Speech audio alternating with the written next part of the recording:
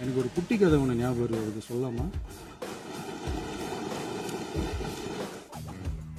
ஒரு ஊர்ல ஒரு பெரியவர் வெயில் ரொம்ப ஜாஸ்தியா இருக்குன்னு சொல்லிட்டு கண்ணுக்கு மேல கை வச்சுக்கிட்டு இப்படி சுத்தி முத்தி தேடிக்கிட்டு இருந்தாராம். அப்ப கூட இருந்த ஒரு சின்ன பையன், என்ன தேடுறீங்க அப்படின்னு கேட்டாங்க. அதுக்கு அந்த பெரியவர் சொன்னாரா, அது ஒண்ணு இல்ல தம்பி, உங்க அப்பா இங்கதான் இருப்பாருன்னு சொன்னாங்க, அதான் தேடிக்கிட்டு இருக்கேன். எங்க உங்க அப்பாவையா காணோம்?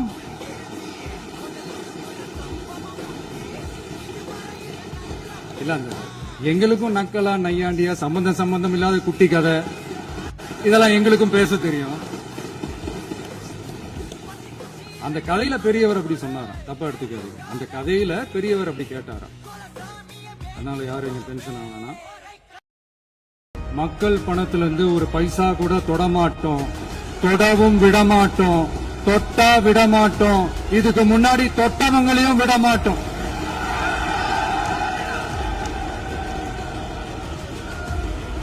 ஒவ்வொரு ஊழலா வெளியில வரும் போலே,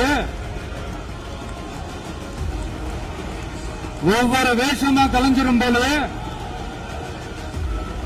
இங்க இருக்கிற நிறைய பேரு நடுங்கி போய் இதுல நம்ம மேல அவதூறு வேற.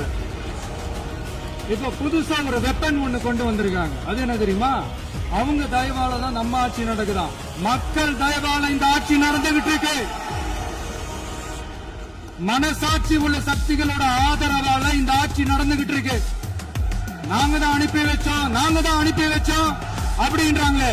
அனுப்பி வச்சவங்களுக்கு மினிஸ்ட்ரியில இடம் கொடுத்தா ஏன் கதறீங்க? ஏன் இவ்வளவு கோவம்? ஏன் இவ்வளவு கதறல்ஸ்? இதுல இன்னொரு முக்கியமான விஷயம், மார்க்சிஸ்ட் கம்யூனிஸ்ட் கட்சி நமக்கு ஆதரவு கொடுத்தது சுயேட்சையா எடுத்த முடிவுன்னு சொல்றாங்க. அதே மாதிரி இந்திய கம்யூனிஸ்ட் கட்சி நமக்கு ஆதரவு கொடுத்தது சுயேட்சையா எடுத்த முடிவுன்னு சொல்றாங்க. இதுல எங்க இருந்து நாங்க தான் அனுப்பி வச்சோம்னா புரியல. மக்களுக்கு நல்லா புரியும், எல்லாத்தையும் தெளிவா பார்த்துக்கிட்டு இருக்கிறாங்க. அவங்க இருந்திருந்தா ஒரு ஆக்ஷன் பண்ணணும்னு எனக்கு தோணுச்சு. எல்லாரும் போயிட்டாங்க. பர்மிஷன் பண்ணலாமா? இப்பவும் பண்ணலாம், ஒன்னும் தப்பு இல்லை.